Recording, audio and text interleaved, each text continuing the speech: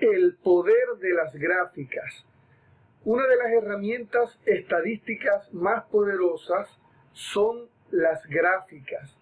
Las gráficas te permiten ganar una comprensión visual acerca de contenidos, acerca de valores. Por ejemplo, en el ejercicio de las edades, nosotros podemos construir diversas gráficas acerca de esas edades. El mirar los datos, los estadísticos asociados a las edades es importante, pero tal vez tener una idea de, por ejemplo, cuál es la distribución de los datos se logra a través de un gráfico. Si yo selecciono, por ejemplo, todas las edades y voy entonces hasta la sección de gráficos, insertar, y dentro de insertar tenemos varias opciones. Acá tenemos diversidad de gráficos que podemos hacer con esos datos. Entre los gráficos que nosotros podemos estar trabajando, pues tenemos gráficos de barras, tenemos gráficos de cajas, box plots. Más adelante vamos a hablar con detalle de qué es un box plot. Tenemos los gráficos de pastel y tenemos diversidad de gráficos de columnas y de barras. Pero hay un gráfico muy interesante que es el gráfico relacionado con los histogramas. Los histogramas me permiten tener una idea de cómo se distribuyen los datos. Los histogramas de frecuencia, por ejemplo, este que tenemos acá, nos dice que la mayor cantidad de edades está concentrada entre los 20 y los 25.3 años, y entre 25 y 30 años hay menos, y por encima de 30 hay menos. Esta idea de representar la data a través de gráficos le permite al analista estadístico pues tener ciertas consideraciones con respecto a la data. Nosotros podemos, por supuesto, reestructurar este tipo de histograma añadiendo un número mayor de intervalos de clase, lo cual pues haría que nosotros pudiéramos tener una mejor resolución. Por ejemplo, si yo en vez de tener un ancho de bin de 5, le digo que quiero reducirlo a 2, pues entonces voy a tener una mayor cantidad de bins, lo que me va a permitir entonces obtener una resolución más clara.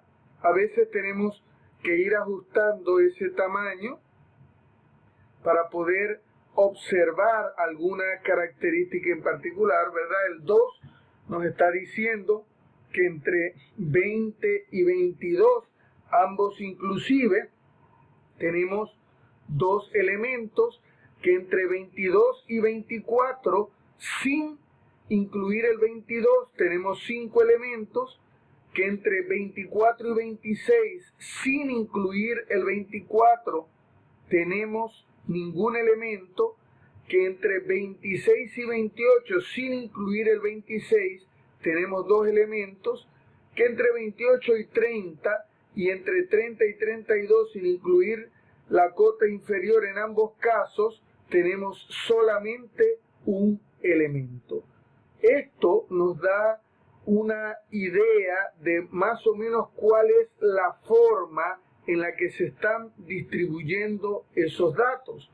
Normalmente nosotros esperamos para la mayor parte de los análisis paramétricos que vamos a hacer a lo largo del semestre, que esos datos sigan una distribución normal, es decir, que tengan más o menos la forma de una campana. En este caso podemos ver que de alguna manera no muy cercana, pero los datos parecen tener una forma de campana, por lo menos cuando estamos utilizando un ancho de intervalo de 2.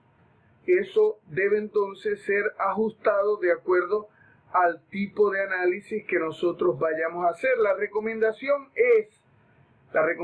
empírica, que nosotros no tengamos menos de 5 intervalos de clase ni más de 12. Esa es una buena relación. Otros hablan de la raíz cuadrada del tamaño de la muestra, o incluso en algunos casos se sigue una relación logarítmica con respecto al tamaño de la muestra que nos permita elegir cuál es el tamaño de intervalo más adecuado. La forma en la que nosotros elegimos el tamaño del intervalo es basándonos precisamente en el rango. Cuando nosotros tenemos un rango de 11, que es el valor del mayor dato entre el menor, y queremos, por ejemplo, elegir 5 o 6 intervalos de clase, nos preguntamos qué número, al ser dividido, 11 dividido entre ese número, nos da 5, nos da 6, por ejemplo, y nos damos cuenta que al dividir 11 entre 2 obtenemos 5.5, lo cual nos llevaría a 6 intervalos de clase, que es precisamente la situación que tenemos con este histograma de frecuencia. Hemos seleccionado un ancho de 2 y con ese ancho de 2 hemos obtenido 6 intervalos. Si por el contrario, en vez de seleccionar 2 como ancho del intervalo, seleccionamos un número mayor, ¿verdad? Como recientemente hicimos, seleccionamos 3, entonces en ese caso tendríamos 11 entre 3, nos daría un máximo de 4 intervalos. Así nosotros jugamos con el tamaño del intervalo de clase para tratar de obtener siempre un número de intervalos que esté entre 5 y 12. Es una regla empírica. Recuerda que el intervalo de clases nos va a permitir ganar una idea visual acerca de la forma en la que se distribuyen los datos.